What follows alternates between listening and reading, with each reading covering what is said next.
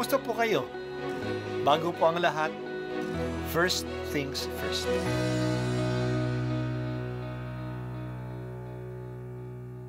Good morning po. Sinisimulan po natin ngayon ang first things first. At dito po, tinatalakay natin sa unang bahagi ng umaga natin ay ang first readings na binabasa po sa banal na misa.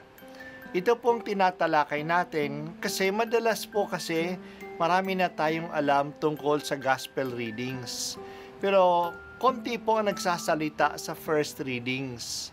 Pero ang first readings, bahagi din po yan ng Biblia, ng banal na kasulatan.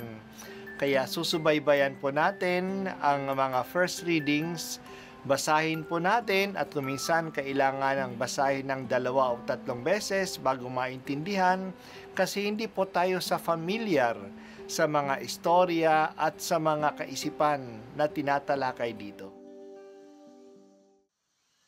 Mula sa unang sulat ni Apostol San Pablo sa mga taga-Korinto. Mga kapatid, nang ako'y pumariyan, ipinahayag ko sa inyo ang lihim na panukala ng Diyos, ngunit hindi sa pamamagitan ng malalim na pananalita o matataas na karunungan. Ipinasiya kong wala akong ipangangaral sa inyo, kundi si Hesukristo na ipinako sa krus.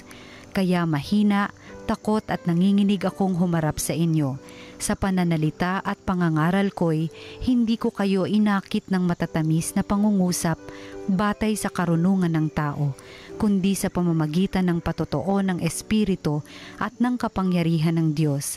Kaya't hindi sa karunungan ng tao, kundi sa kapangyarihan ng Diyos na babatay ang inyong pananalig kay Kristo. Ang salita ng Diyos. Bago si Pablo dumating sa Korinto, siya ay galing sa Athena. Ito ay ang mga taong 50 AD. Doon sa Athena, nagsalita si Pablo sa Areopago. Ang Athena ay ang capital ng Greece. At ang Areopago sa loob ng Athena ay isang lugar sa lungsod kung saan ang mga tao ay pumupunta upang makinig sa iba't ibang mga aral o mga philosophies. Ang mga Griego ay mahilig sa mga philosophies. Doon din pumupunta ang sinumang may bagong pahayag o bagong ideya na ipapalaganap. Pumunta si Pablo doon at nagsalita siya. Ginamit niya ang kanyang mga pinag-aralan tungkol sa pagtatalumpati sa mga tao. Ginamit niya ang kanyang kaalaman sa public speaking. Tandaan natin na si Pablo ay isang taong edukado. Ngunit, noong nagpahayag siya tungkol sa muling pagkabuhay, na si Jesus ay ang Panginoong muling nabuhay, iniwan siya ng mga nakikinig sa kanya. Tinalikuran ng kanyang mensahe. Nabigo siya sa Areopago. Kaya nung siya ay pumunta sa Korinto, natuto na siya. Nagkaroon siya ng inferiority complex. Kaya sinabi niya na siya ay mahina, takot at nanginginig na humarap sa mga taga-Korinto. Baka mabigo uli siya. Ang pinasya niya na hindi na siya gagamit ng mga malalalim na pananalita o matataas na makataong karunungan. Simple lang ang gagamitin niya ng mga salita.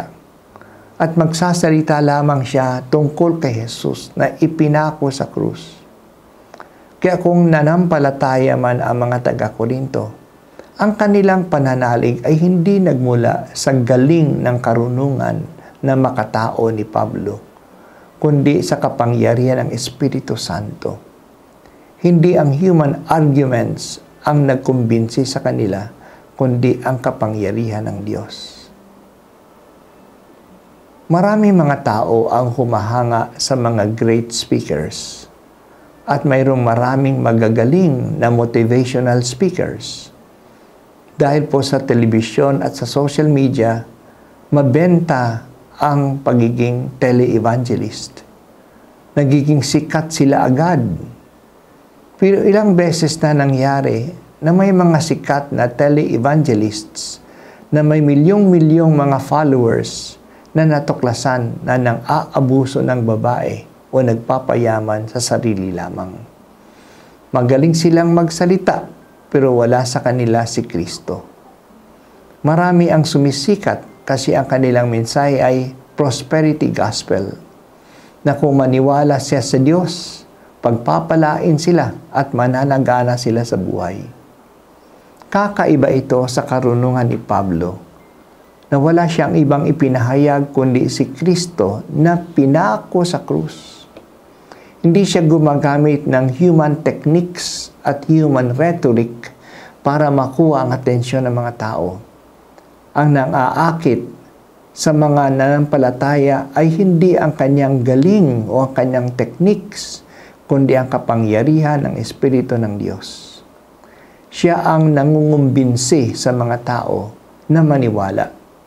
Kaya sabi ni Pablo na ang pananampalataya ng mga taga-Korinto ay hindi nakabase sa galing ng tao kundi sa kapangyarihan ng Espiritu Santo.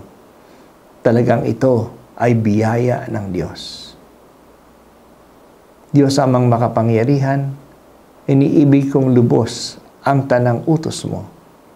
Maniniwala ako sa iyo lamang at hindi sa anumang galing ng sinumang tao. Kaya nga lubos akong naniniwala sa iyo.